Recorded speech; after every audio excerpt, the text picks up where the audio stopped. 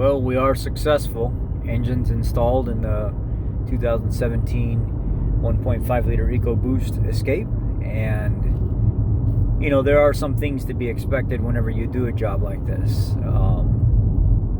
You're going to miss some gaskets along the way. It's not going to call out for the parts list like when Ford writes a parts list for something that you're going to get paid. I apologize for that. My notifications are on. I probably should have them turned off. Ford has a parts list for the labor op for that job, so they might pay 16 hours and they give you a basic parts list, but there are some things on there that they forget, like the cradle bolts for it, reinstalling your subframe bolts. They're not on there, or at least the parts guy didn't give them to me. I had to go back and ask for them. The gasket in between your catalytic converter and the rear exhaust, that wasn't on there. The nuts that go to the supporting cross member that help hold up the brackets that come off the catalytic converter, they weren't on there, or I should say the little 10 millimeter bolts. What else was it? The fuel line that goes from the high pressure pump to the low pressure line, basically the main feed from your regular fuel pump, that line wasn't on there. So there were a few things that were not on there that they really don't want you reusing, that I had to go back and I actually had to get. Vacuum filling this system is the best way to do it, or else you're going to be... The procedure for bleeding this thing out is kind of ironic. They used to have it a few years ago to where you'd start it, you'd high idle it for, I don't know, actually not even high idle. You'd bring it up to about 2,000 RPM. You'd hold it for 30 seconds, you'd come off throttle, you let the turbo spin down, you shut it off, you start it back up, and that's how you'd bleed the air, because there's just so many damn coolant lines in this thing, and there's so many places that air can get trapped.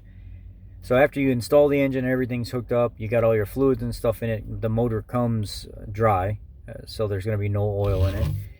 You're going to have to do all that, recharge your AC and stuff, and with like 17 and beyond, they started using R1234, and that stuff's expensive refrigerant.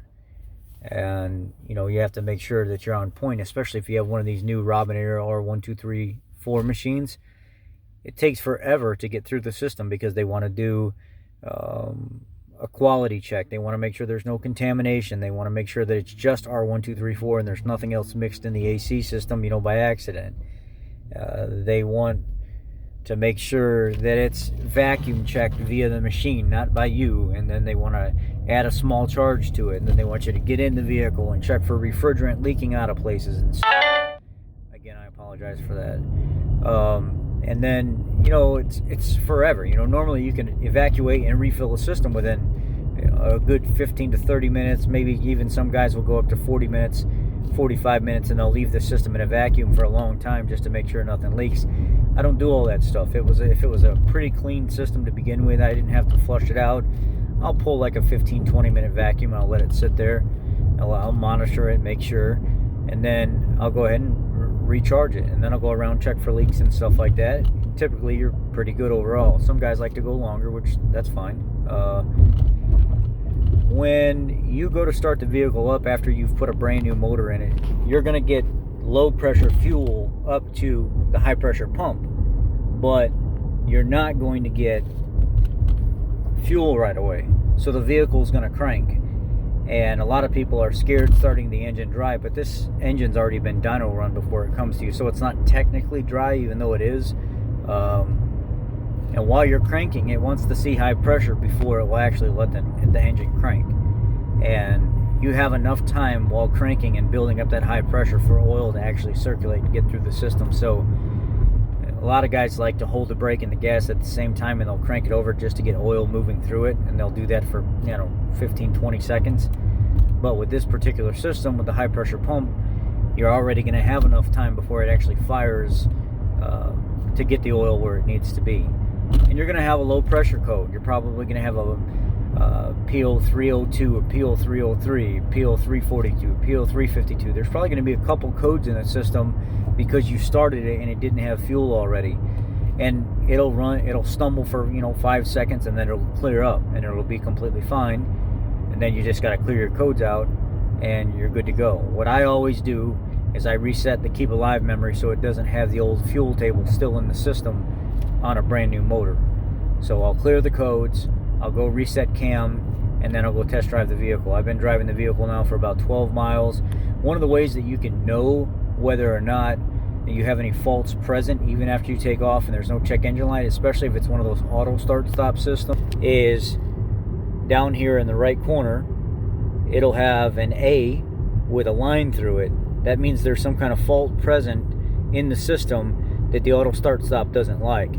If there's no A down here in the corner and it actually functions and auto start stops, that means there's no faults present. So we're going to go up here, we're going to stop in the parking lot. I'm right down the street from the dealer, and when we get in there, I'm going to come to a stop, and you're going to see it's going to pop up. I think it's going to be a green A, and the auto start stop is going to function. You'll see the RPMs drop.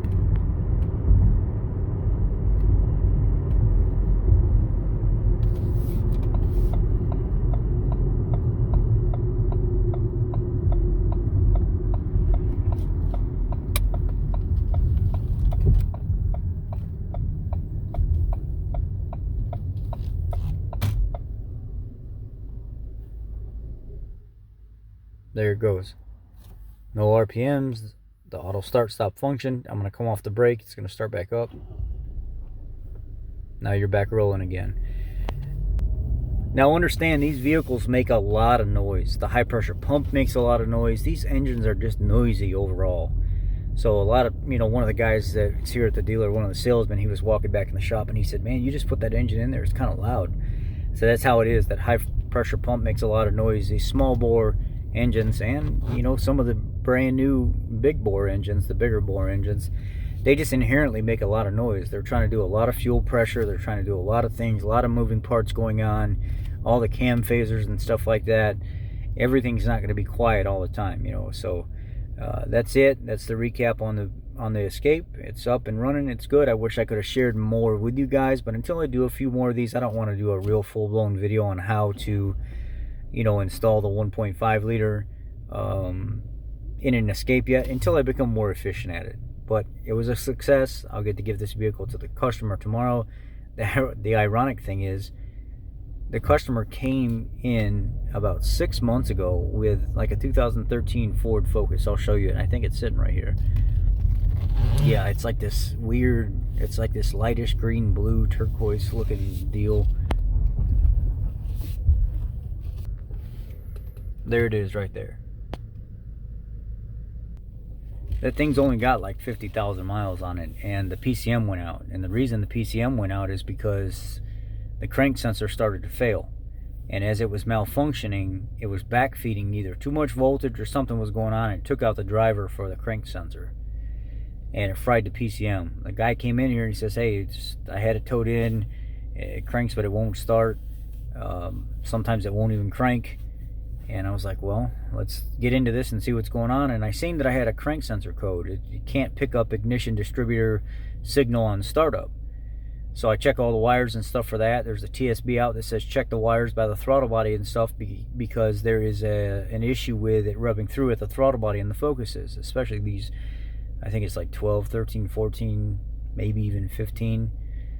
They relocate the harness and they repair the wires.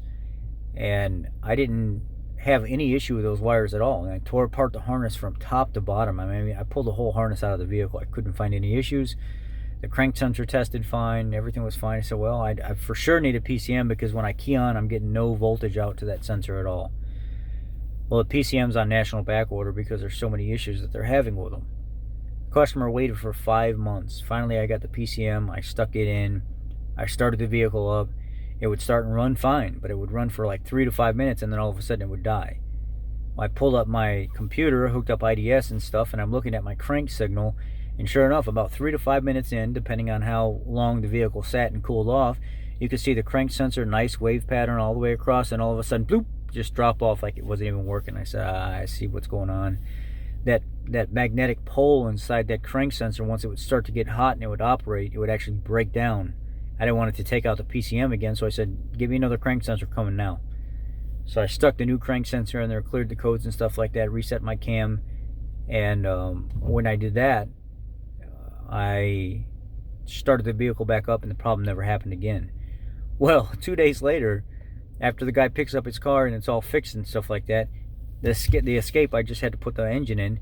He bought this, had it for 3 days, the engine goes out, or the cylinder 2 starts misfiring, burned exhaust valve, compression ring, maybe it could be a number of things, who knows what it is. But the protocol is to run cost cap analysis and see what would be cheaper. Is it cheaper to just go ahead and put a long block in it, or is it cheaper to just go ahead and build it and piece everything together piece by piece by piece? Well, the cheaper way is to do the long block. So that's why I put this engine in here, because I had 2 issues: exhaust valve leak at top dead center and compression leak, and it was major. So now this guy will be happy to get his vehicle back with a brand new motor and stuff like that. He actually called up here and he was like, hey, what's taking so long with my vehicle? Well, what's taking so long is I get started on a job and they pull me off. They want me to go do something else. Like today, they came by with a 2019 Transit. And what's weird about this is this 2019 Transit it was from January of 19, but it had the 2020 sync system in it, which is all completely different. You have to use FDRS. You cannot use the PTS system to diagnose it, to reprogram, recalibrate, any of that stuff. And it's odd because we've never seen a Transit with the 2020. So I pull up the build date and stuff on it just to make sure the door sticker is correct. And sure enough, it was a January of 19 Transit. And it had all of the 2020 sync system in it, the new pop-up, like really big screen and stuff like that, and all the fancy stuff the newer stuff has. And it was the guy was saying the vehicle and everything runs fine, but whenever I go to remote start my vehicle from my Ford app, or I command my vehicle to start from my Ford Pass app, it doesn't work. It just says that it's not communicating. And then I called Ford Pass Connect up, and they said that something's wrong with the module or something. Just get it to the dealer. Well, the guy brings it in because it's 500 miles from being out of bumper-to-bumper warranty. And I'm looking up the diagnostics and stuff for it. A lot of stuff is not matching up because that system didn't come out until later that year. So I had to use some common sense. When I hook up FDRS, it says the TCU, the telecommunications unit, which is down in the driver's side kick panel, is not functioning at all. It's not even trying to communicate with it. So I go and I call Ford Pass Connect and I said, hey, can you give me some history on this vehicle? Here's the VIN and stuff like that. What's been done programming wise? And they said, actually, there was an attempted program July 6th, but it was shut off before the vehicle completed the update program. And it probably locked up your entire system, because when the customers do that, they typically lock up and it disables the app to start the vehicle and stuff. But everything else is going to function fine. So I'm like, this is really freaking weird, man. Like, I got to go through this. I got to try to figure out what's going on. But the guy says the good news is there's a special service message for that vehicle on what to follow, because it's obviously a common issue. And I look up this service message. I don't remember the numbers for it right now.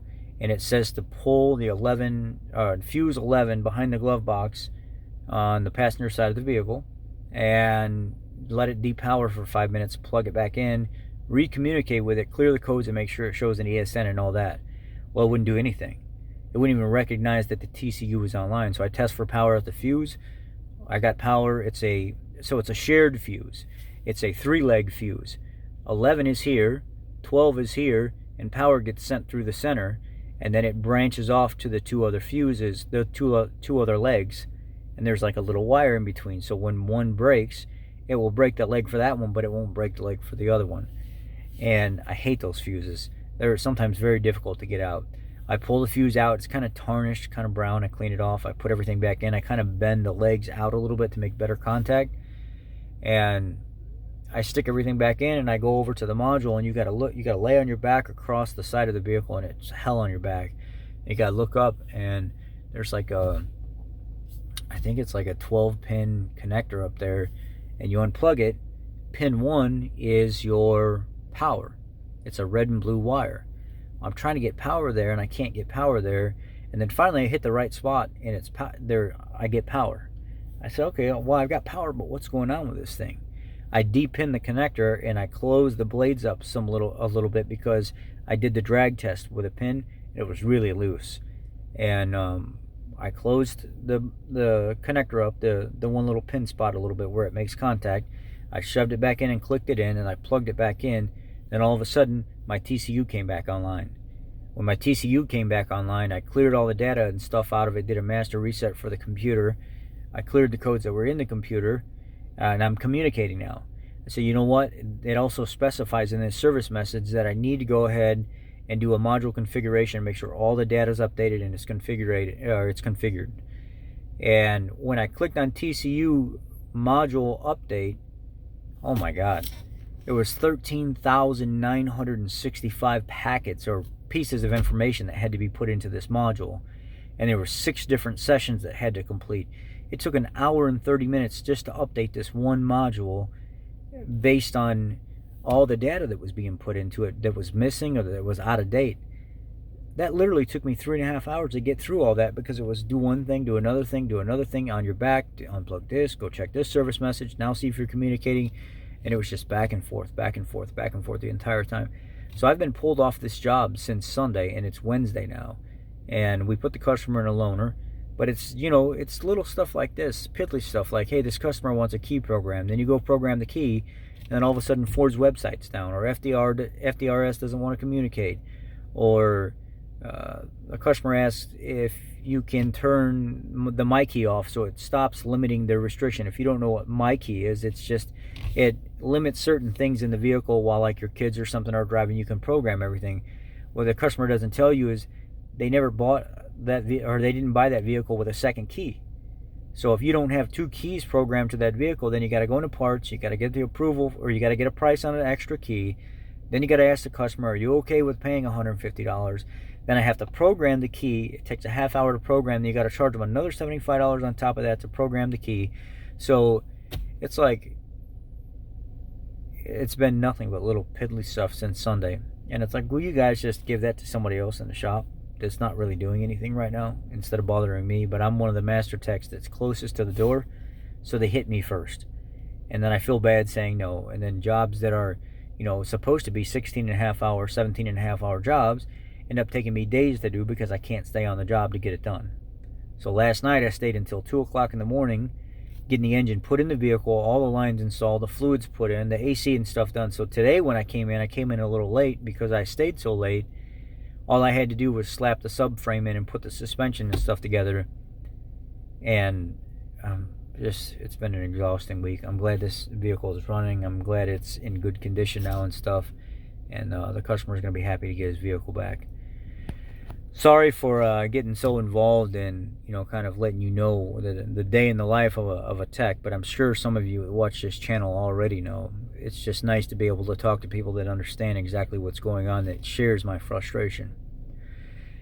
After the next one that I do, I'll make a full-blown video on how to do everything, but it's going to be still generic just because there's so much stuff that's intertwined with all this. That's it. I appreciate y'all. Be blessed. I love y'all. Take care and stay safe out there.